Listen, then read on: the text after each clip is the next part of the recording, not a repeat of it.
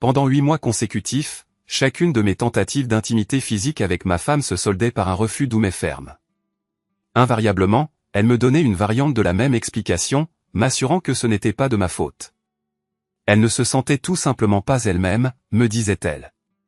C'était peut-être hormonal, ou peut-être que les pressions de son travail la rongeaient. Elle restait incertaine quant à la cause précise.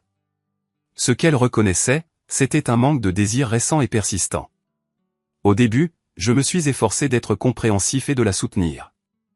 Je me suis dit que chaque relation connaît inévitablement des périodes de prospérité et d'adversité, et que des baisses d'intimité occasionnelles sont parfaitement normales.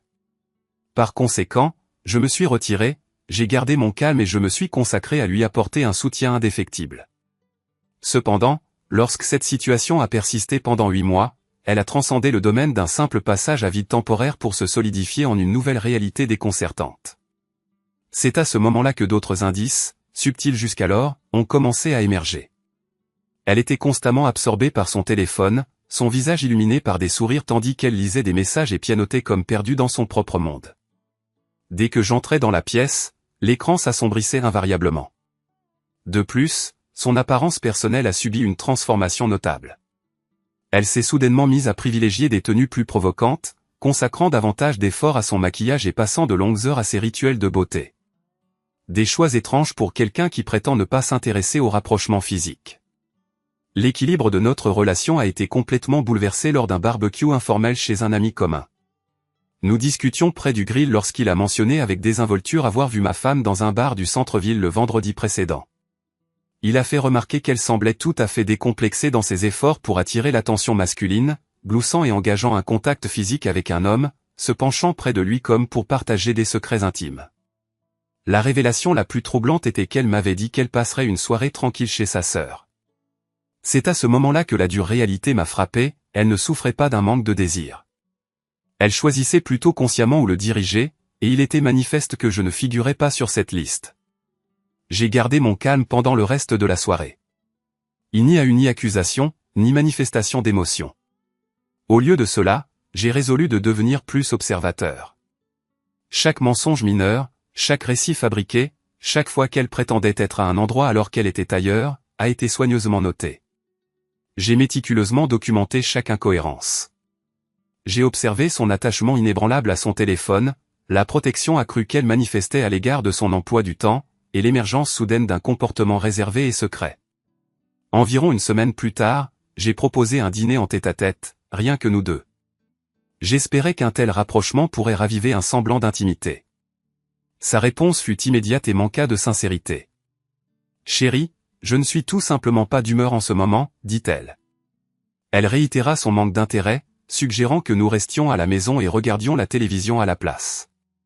Pourtant, quelques heures plus tard, je l'ai vue consacrer 2 heures entières à ses cheveux et à son maquillage pour une sortie avec ses amis, choisissant une robe courte, des talons hauts et un assortiment complet de produits de beauté. Pour quelqu'un qui professe un désintérêt total pour les activités romantiques, elle présentait certainement une image contradictoire. J'ai commencé à la tester. Je suggérais diverses sorties ou restaurants. Elle déclinait systématiquement mes propositions. Cependant, lorsque ses amis lançaient des invitations aux mêmes endroits, elle manifestait soudainement de l'enthousiasme et de l'empressement. Le schéma est devenu indéniablement clair une fois que j'ai commencé un examen plus approfondi. La confirmation définitive est venue sous la forme d'un reçu que j'ai découvert caché dans son sac à main, provenant d'un bar d'hôtel situé en centre-ville.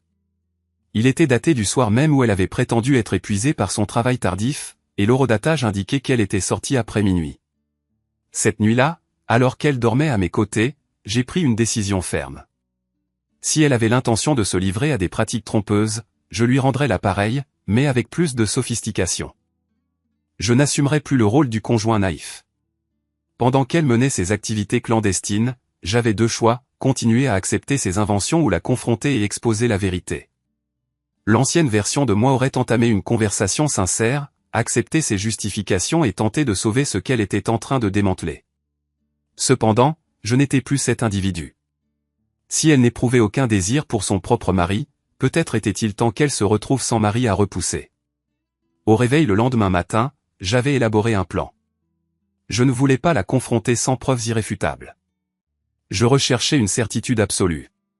Et une fois que je l'aurais obtenue, elle subirait les répercussions de sa tromperie envers quelqu'un qui avait cessé d'être facilement manipulable. Elle ignorait tout de la révélation imminente. Cependant, elle allait bientôt découvrir que les actes de trahison ont des conséquences et que certains maris sont incapables de cautionner le manque de respect. Ce lundi-là, j'ai passé 3 coups de téléphone qui allaient mettre tout le processus en marche.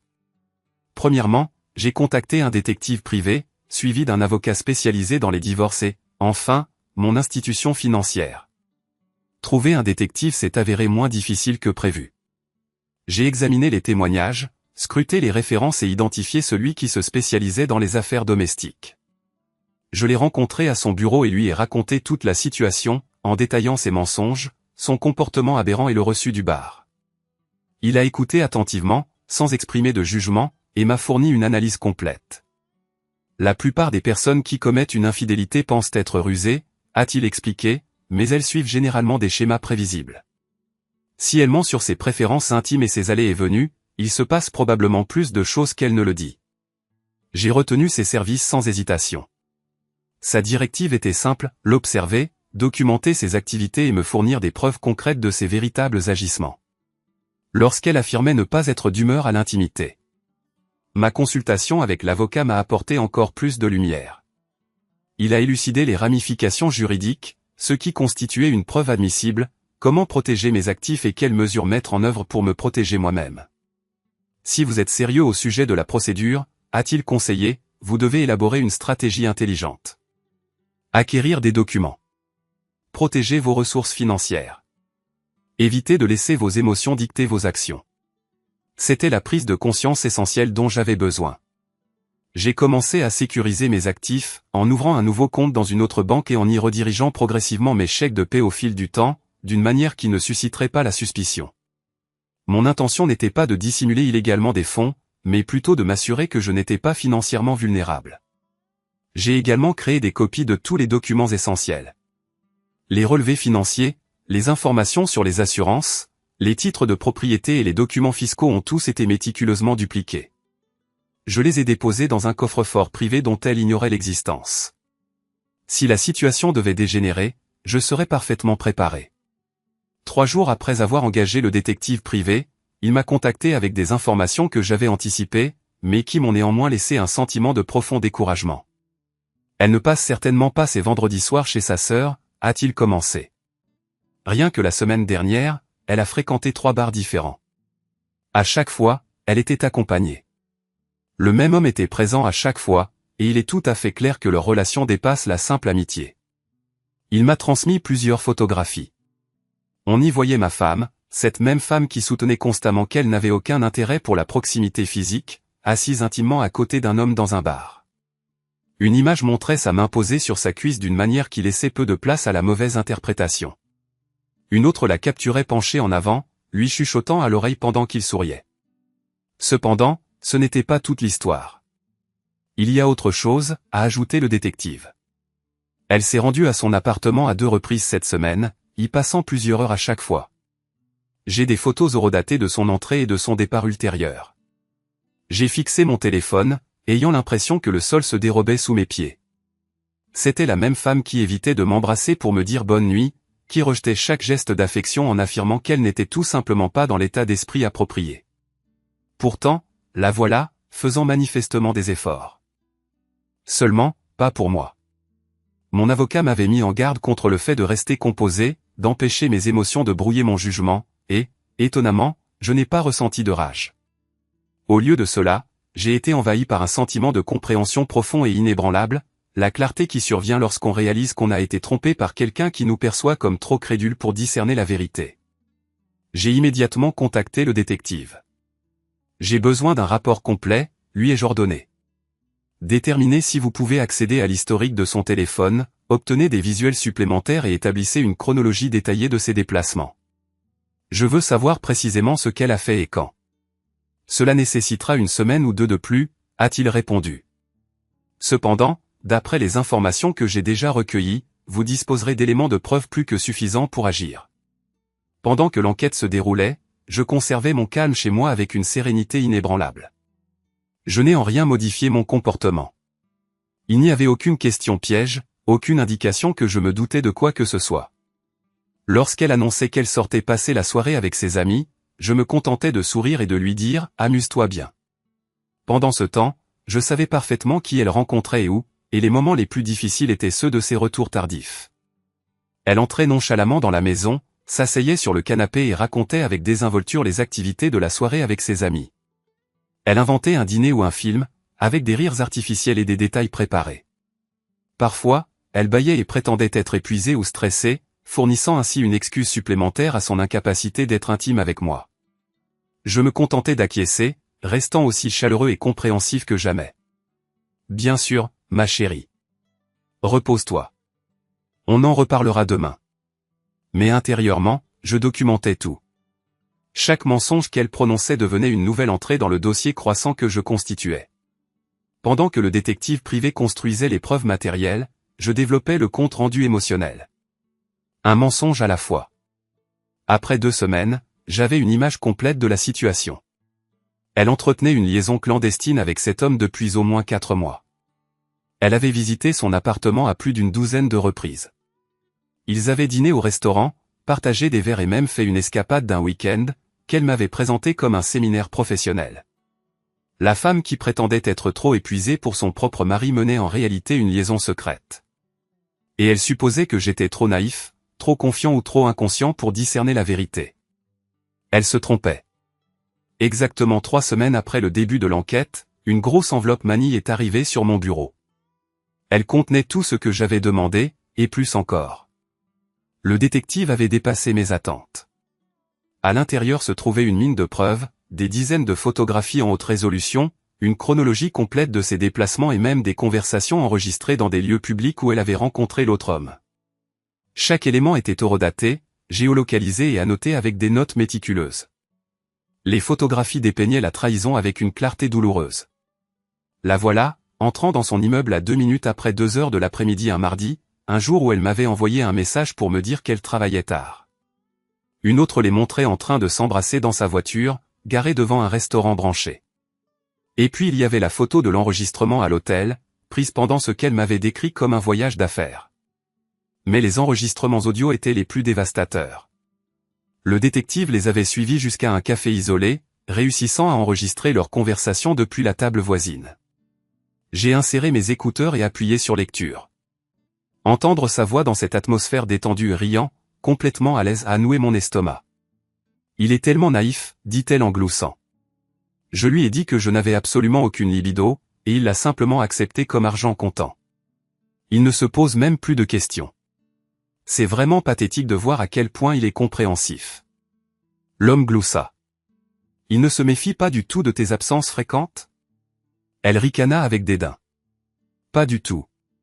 Je prétends simplement être chez ma sœur ou sorti avec des amis. Il est bien trop confiant. Et il essaie perpétuellement d'être le mari compréhensif, soucieux de ne pas paraître jaloux ou contrôlant, alors il évite de poser des questions. J'ai dû interrompre l'enregistrement. Mes oreilles bourdonnaient. J'avais l'impression d'avoir été frappé à l'abdomen.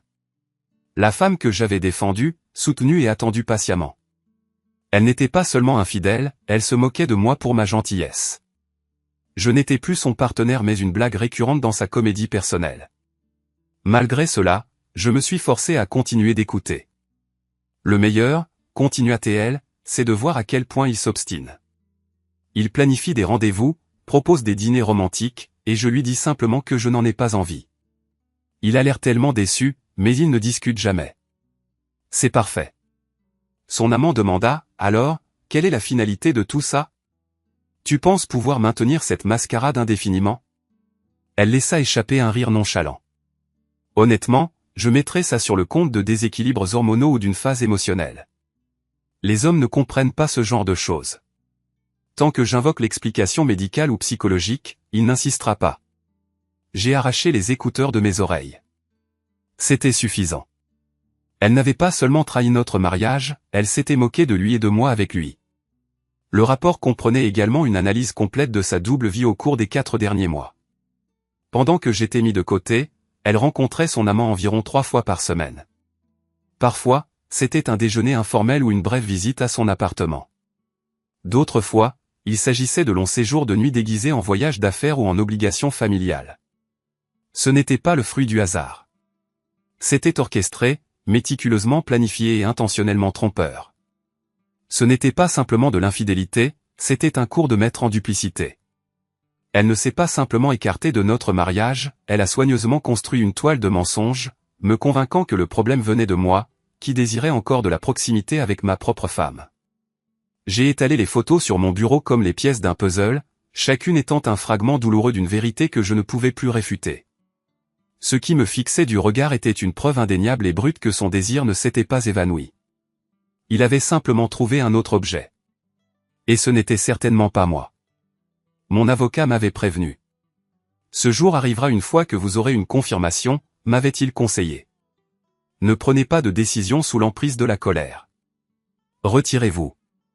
Réfléchissez. Puis agissez de manière stratégique, pas émotionnelle.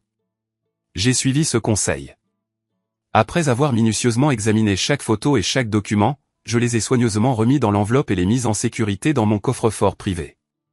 Ensuite, je suis rentré chez moi comme si c'était un jour comme les autres. Lorsqu'elle m'a demandé comment s'était passé mon après-midi, j'ai répondu que c'était sans histoire. Lorsqu'elle a mentionné avec désinvolture une autre soirée avec sa sœur, j'ai souri et dit « Amuse-toi bien ». Mais intérieurement, tout avait irrévocablement changé. Les preuves étaient irréfutables, des images, des enregistrements audio et une chronologie qui réduisait en miettes tous les mensonges qu'elle m'avait servis pendant des mois. J'avais déjà consulté un avocat, transféré mes biens sur un compte séparé et mis en place une protection juridique solide. Je ne me contentais pas de rassembler des preuves, je protégeais mon avenir. Elle croyait avoir tous les avantages dans un petit jeu intelligent, mais elle ne s'est pas rendue compte que les règles avaient déjà été modifiées. Pendant qu'elle était sortie, prétendant être quelqu'un qu'elle n'était pas, je suis resté à la maison ce soir-là, à revoir tout encore une fois les photos, la chronologie, sa voix sur cet enregistrement. J'ai cherché à absorber chaque détail avant de passer à l'action. Sur ces images, elle n'avait pas l'air distante ou souffrante, elle paraissait rayonnante. Elle riait librement. Elle se penchait en avant. Elle irradiait comme une femme qui prenait plaisir, sans le moindre souci.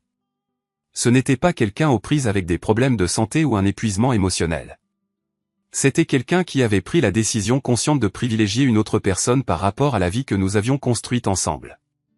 Et elle était sur le point de découvrir que les choix ont des conséquences, surtout lorsque ces choix impliquent de trahir quelqu'un qui l'aimait inconditionnellement. Pendant 8 longs mois, j'avais été le partenaire compréhensif, le mari attentif, celui qui gardait foi que sa distance découlait du stress ou des fluctuations hormonales. Cependant, chaque homme possède un point de rupture, et j'avais définitivement atteint le mien. J'ai attendu jusqu'au vendredi soir pour la confronter. Elle venait de rentrer d'une de ses habituelles soirées entre filles, répétant la même rengaine fatiguée au soupirant, se massant les tempes, prétendant qu'elle était épuisée et dépassée. C'était le contexte idéal. Dis-je, m'installant dans le fauteuil en face d'elle dans le salon. Pourrions-nous parler quelques minutes? J'ai beaucoup réfléchi à notre relation. Elle leva les yeux de son téléphone, se préparant probablement à une autre discussion maladroite concernant notre pénurie d'intimité. Bien sûr, répondit-elle, feignant l'indifférence. Qu'est-ce qui te tracasse? J'attrapai le dossier que j'avais préparé plus tôt dans la journée. Eh bien, commençai-je, gardant un ton posé, je suis préoccupé par l'état de notre relation. 8 mois, c'est long pour ne pas avoir de rapprochement physique. Alors, j'ai commencé à enquêter, à lire, à rechercher les causes potentielles. Son expression s'adoucit. Elle devait supposer que j'allais suggérer une thérapie ou proposer une visite chez un médecin. C'est très attentionné de ta part, dit-elle doucement. J'ai découvert certains schémas, continuai-je, en ouvrant le dossier. Par exemple, les femmes qui perdent complètement leur libido ne passent généralement pas 3 nuits par semaine dans des bars du centre-ville avec le même homme. La couleur disparut de son visage. Elle se redressa maintenant, alerte, mais je ne m'arrêtai pas.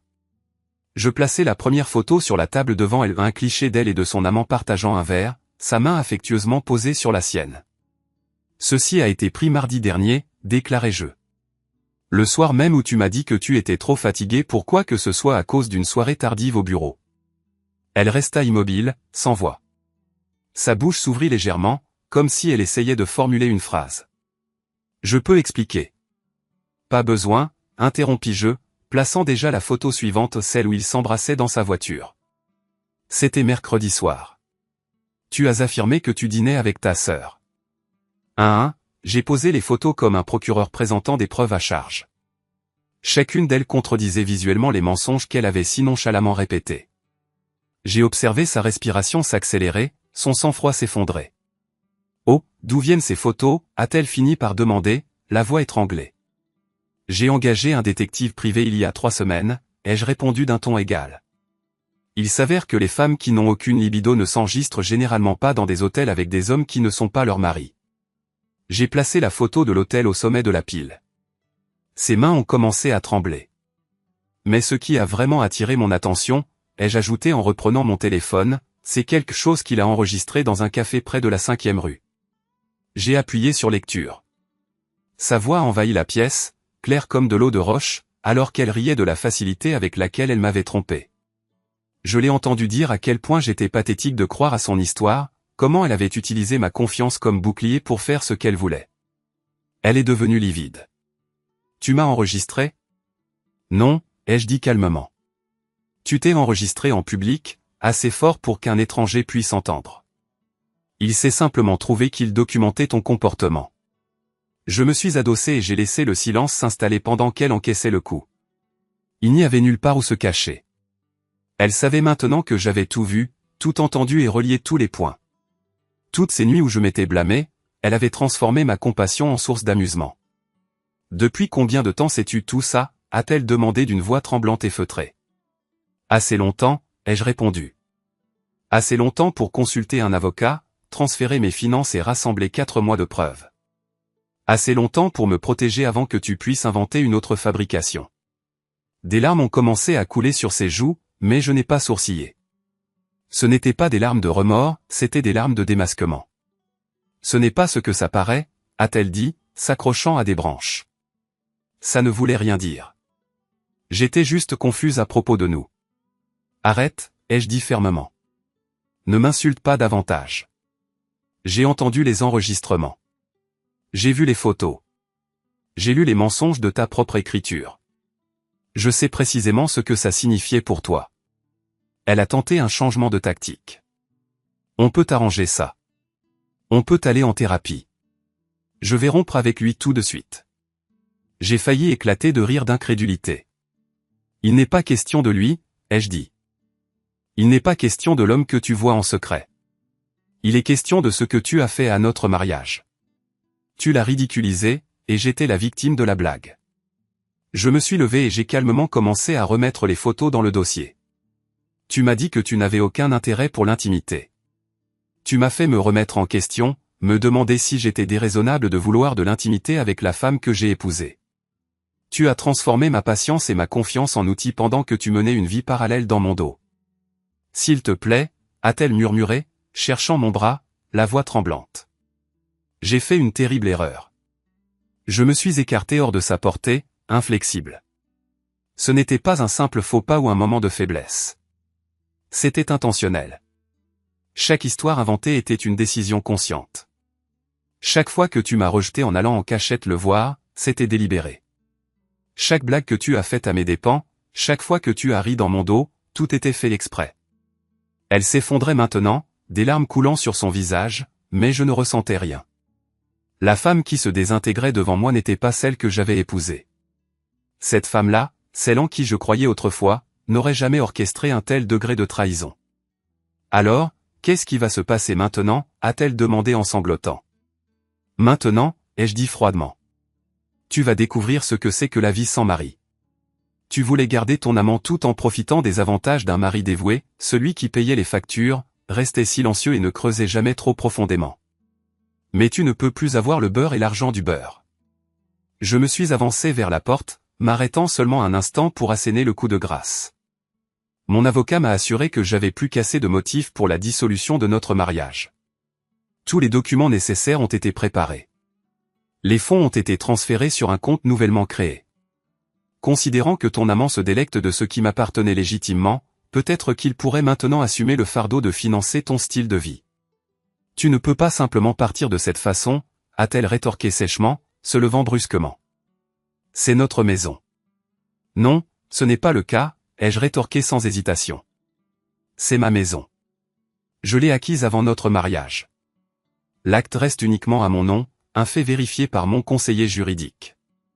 Ceci n'a jamais été à nous, c'était exclusivement à moi. Durant toute la durée.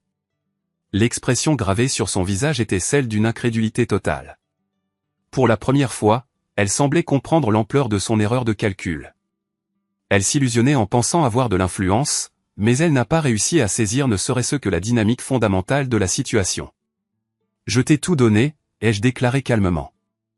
Ma loyauté indéfectible, ma patience sans bornes, mon soutien inébranlable. Pendant tout ce temps, tu as entretenu en moi le sentiment que j'en demandais toujours trop. J'ai gobé tes mensonges, défendu tes excuses fallacieuses et me suis persuadé que ton détachement émotionnel était, d'une manière ou d'une autre, imputable à mes propres lacunes. J'ai attrapé la poignée de la porte. Mais ton erreur la plus flagrante ? Tu m'as cru trop obtus, trop docile, trop naïf pour discerner ta véritable nature. Tu as fondamentalement mal jugé l'homme que tu as épousé.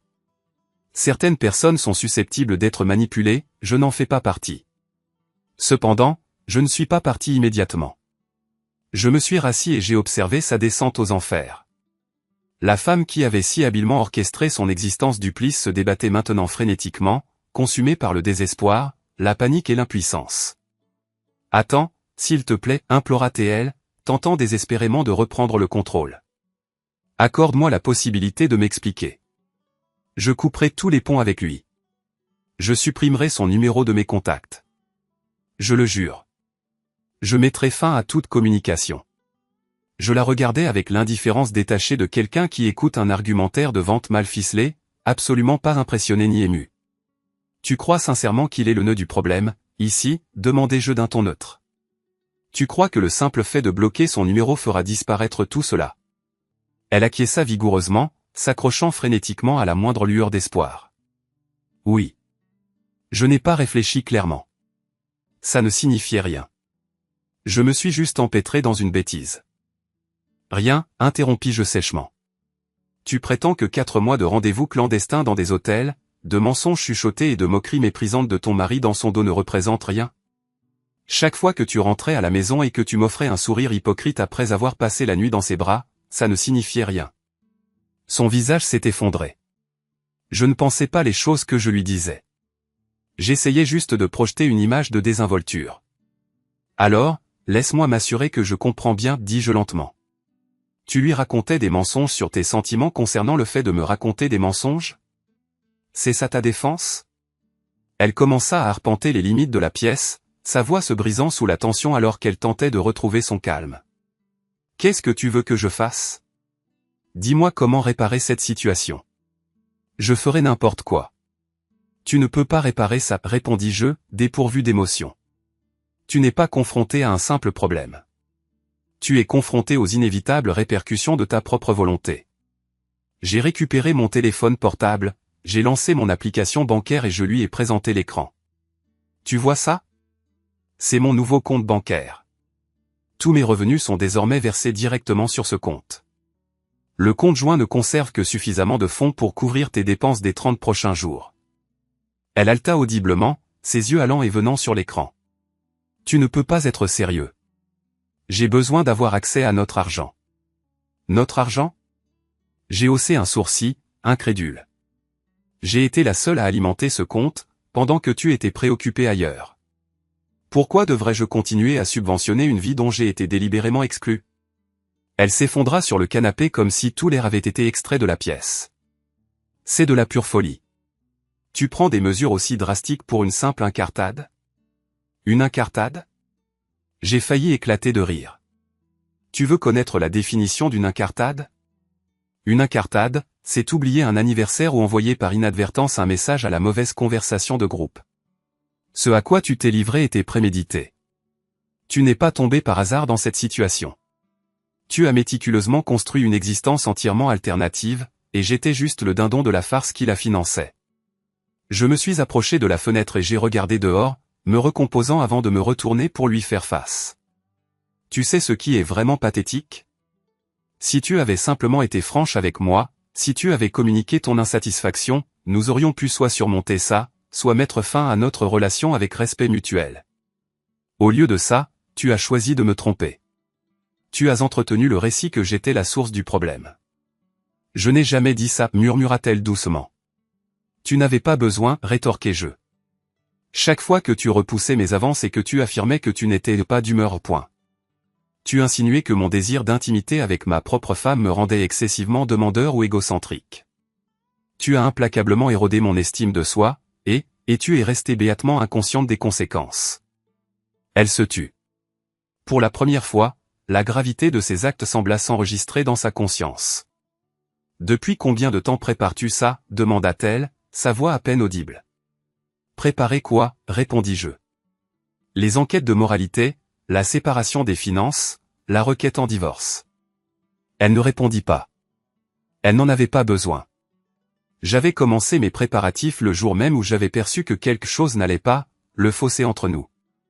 J'avais abordé le problème de front. Tu l'as fui et tu as cherché du réconfort dans les bras d'un autre. Tu aspirais à l'évasion, moi, je recherchais la vérité. Son téléphone portable émit un bourdonnement sur la table. Elle y jeta un coup d'œil instinctivement, puis le retourna précipitamment. Trop tard. Je l'ai vu. Permettez-moi de hasarder une hypothèse, dis-je, les yeux plissés. Il s'enquiert sans doute de la raison de votre manque de réactivité ce soir. Elle ne répondit pas. Elle n'en avait pas besoin. Permettez-moi d'élucider comment cela va se dérouler, dis-je, reprenant ma place avec le calme d'un homme qui a déjà assuré sa victoire. Mon avocat dépose plainte lundi. Le dossier est solide. Les preuves sont irréfutables. Vous partirez avec les seuls biens que vous avez apportés dans ce mariage. Tout le reste me revient. Sa voix se brisa de nouveau. Où suis-je censé aller? Je n'hésitais pas dans ma réponse. Pourquoi ne pas poser cette question à votre amant? Il en a profité pendant des mois. Il est peut-être temps pour lui d'assumer ses responsabilités et d'assurer le train de vie qu'il partage avec vous. Son visage devint livide. Tu ne comprends pas, dit-elle doucement. Ce n'était pas sérieux avec lui. Nous n'avons jamais eu de conversation profonde. Je la fixai d'un regard froid et inébranlable. Alors, vous essayez de me convaincre que l'individu avec qui vous passez du temps 3 fois par semaine depuis 4 mois, le même individu avec qui vous avez des relations sexuelles tout en me repoussant, n'a jamais eu la moindre conversation significative avec vous. Elle baissa les yeux, les fixant sur ses genoux. C'était juste pour m'amuser, marmonna-t-elle. Je ne voulais pas que ça devienne si compliqué. Eh bien, dis-je, croisant les bras, c'est officiellement compliqué maintenant. On ne peut pas garder un mari pour la sécurité financière et un amant pour l'excitation. À un moment donné, il faut choisir une voie. Je me retournai et commençai à monter l'escalier. Je vais prendre quelques affaires personnelles et m'enregistrer dans un hôtel ce soir. Vous devriez peut-être profiter de ce temps pour réfléchir très attentivement à ce qui va se passer ensuite. Parce que lundi matin, tout sera irrévocablement changé. S'il te plaît, m'appela-t-elle, la voix brisée par l'émotion. Ne fais pas ça. Je t'aime. J'ai commis une grave erreur, mais je t'aime. Je m'arrêtai à mi-chemin de l'escalier et me retournai pour la regarder. Non, dis-je lentement. Tu aimes ce que je t'apportais. Tu aimes la stabilité, le filet de sécurité.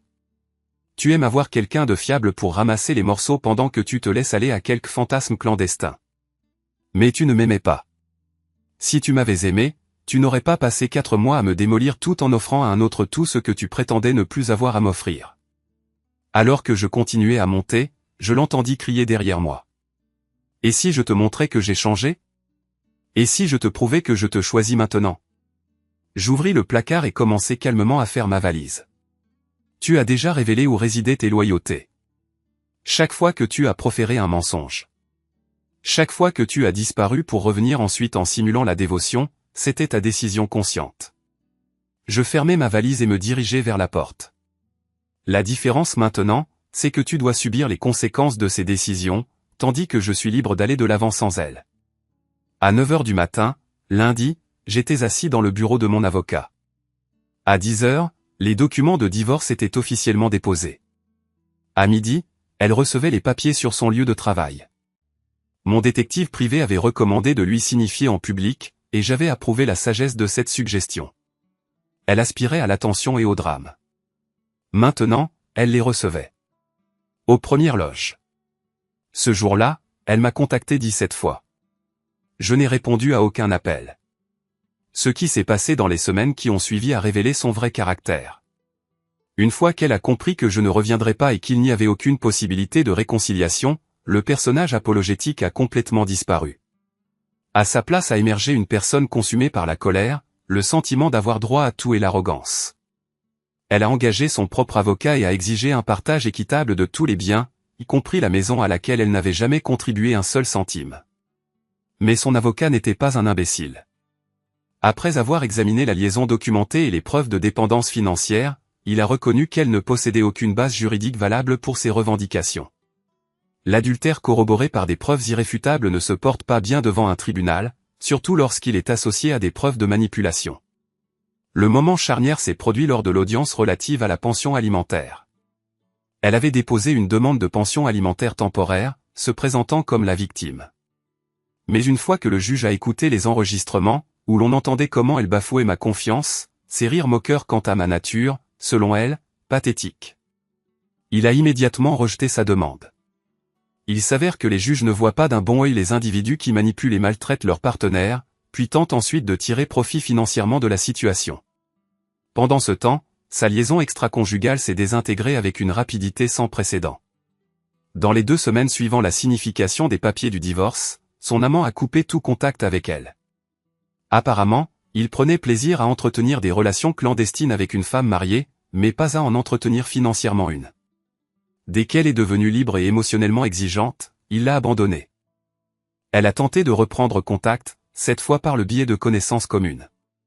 Elle affirmait avoir subi une transformation, qu'elle souhaitait réparer ses erreurs. Je n'ai pas répondu, mais je me suis assuré que ses connaissances soient informées de la vérité complète et sans fard. Non pas dans l'intention de la calomnier, mais plutôt de les protéger. Si elle avait l'intention de manipuler quelqu'un, ce ne serait plus moi. Le divorce a été prononcé. 6 mois plus tard. Elle est partie avec ses effets personnels et la voiture, pour laquelle elle continuait à effectuer les paiements. J'ai conservé la propriété de la maison, mon épargne retraitée, plus important encore, ma dignité. Les termes de l'accord reflétaient fidèlement l'étendue de sa contribution au mariage. Rien. 3 mois après la finalisation du divorce, je l'ai croisée à l'épicerie. Elle paraissait émaciée et abattue. Elle a tenté de s'approcher de moi, en criant mon nom, mais j'ai continué à marcher. Je n'avais plus rien à lui offrir, pas même un seul mot. Par la suite, j'ai appris qu'elle était retournée vivre chez ses parents, ses ressources financières épuisées et ses perspectives d'emploi réduites. L'existence fantasmagorique qu'elle s'était inventée avait finalement heurté la réalité. Et la réalité est rarement accommodante. Ma vie, au contraire, n'avait jamais été aussi épanouissante. J'avais la sérénité. J'avais la clarté.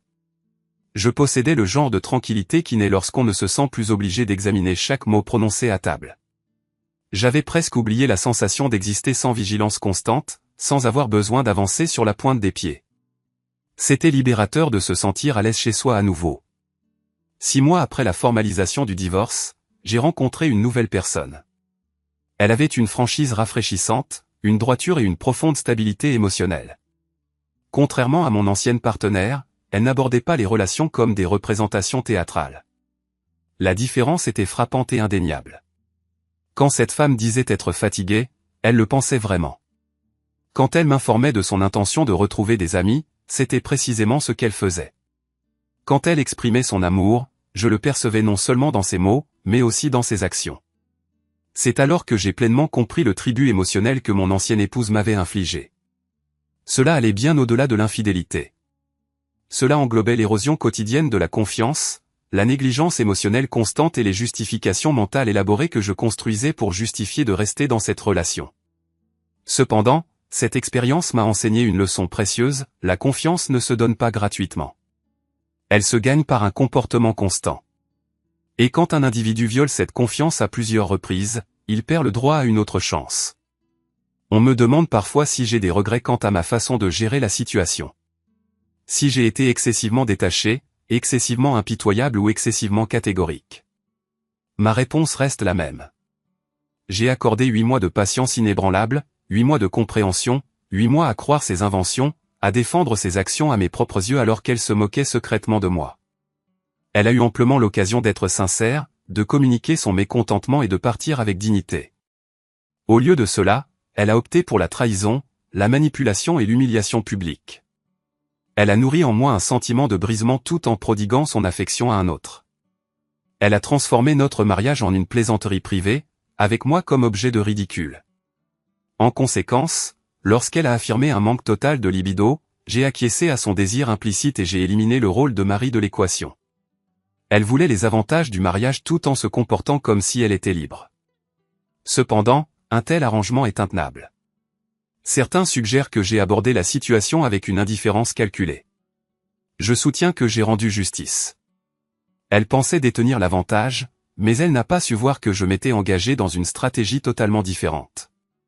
Finalement, elle a obtenu exactement ce qu'elle souhaitait manifestement, une autonomie complète pour suivre ses propres inclinations, sans l'entrave d'un mari. Simplement, elle n'avait pas anticipé que la sécurité financière qu'elle tenait pour acquise s'évanouirait avec la dissolution du mariage qu'elle avait saboté. Elle m'avait signifié qu'elle n'avait aucune libido, et par conséquent, je lui ai offert 0 mari. Rétrospectivement, cette décision reste la plus salutaire que j'ai jamais prise. Jeg var bare ærlig. Karl, han er ældre end mig. Ja. Det er også lidt det, ikke? Altså skud, men altså, har vi ikke også hørt nok af det snart? Jeg kan ikke skippe den. Min skip-knap er i stykker. Det er, hvad det er.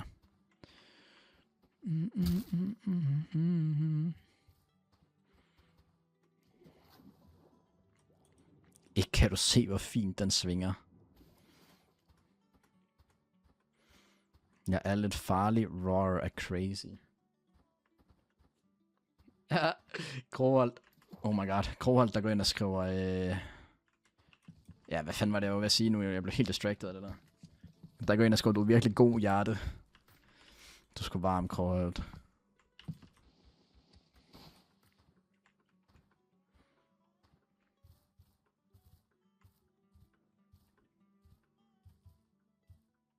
Mikao, hvis du skriver, hvad det er, så skal jeg nok sætte den på. Jeg har ikke lige song request på. Hej KS. Er det en ny Let's Play? Det er Banis og Finis nye survival multiplayer server. Så jeg har besluttet mig for, at jeg skal ind og gennemføre spillet, lige efter den er startet. Round Tripski er lucky.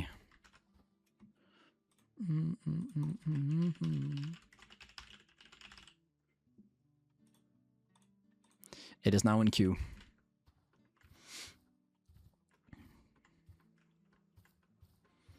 Jeg skal bare lige finde en lavapøl her, så er vi altså good goings. Seriøst. Lucky. Tak så mycket. Ja, velbekomme. W svensk her fra mig. Jeg kunne faktisk godt være svensk, og det mener jeg fra hjertet af. Men hold kæft, hvor er det godt, jeg ikke er. Skud af svenskerne, dog. Hvis vi nogensinde får brug for dem, ellers så fuck dem-agtigt, forstår jeg mener.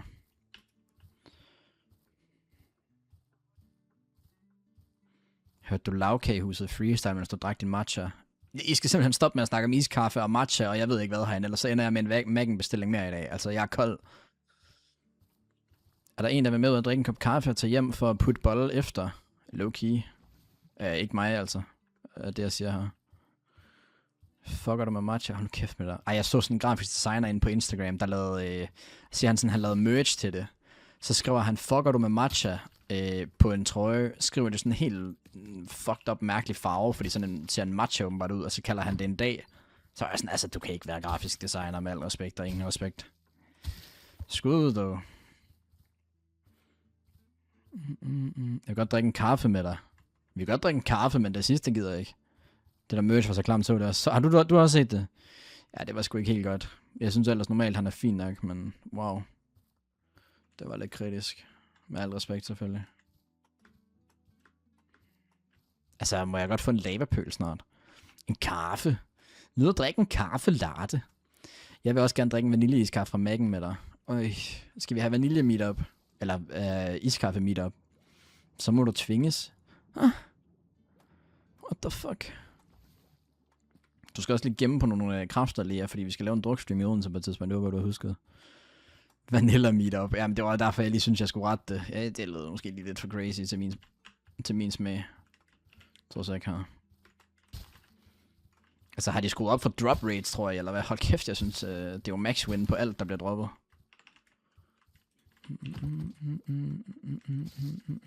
Ups.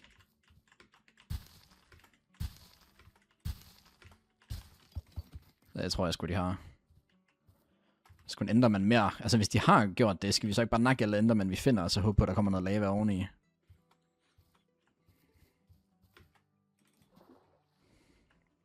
Jeg siger det omkring Odense. Hvad?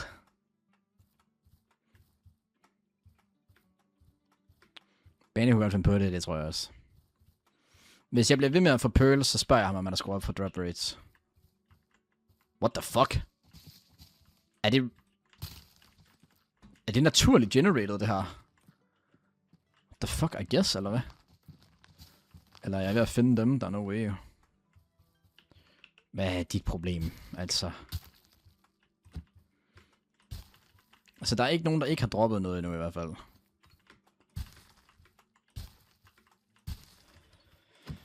Ja, okay, never mind.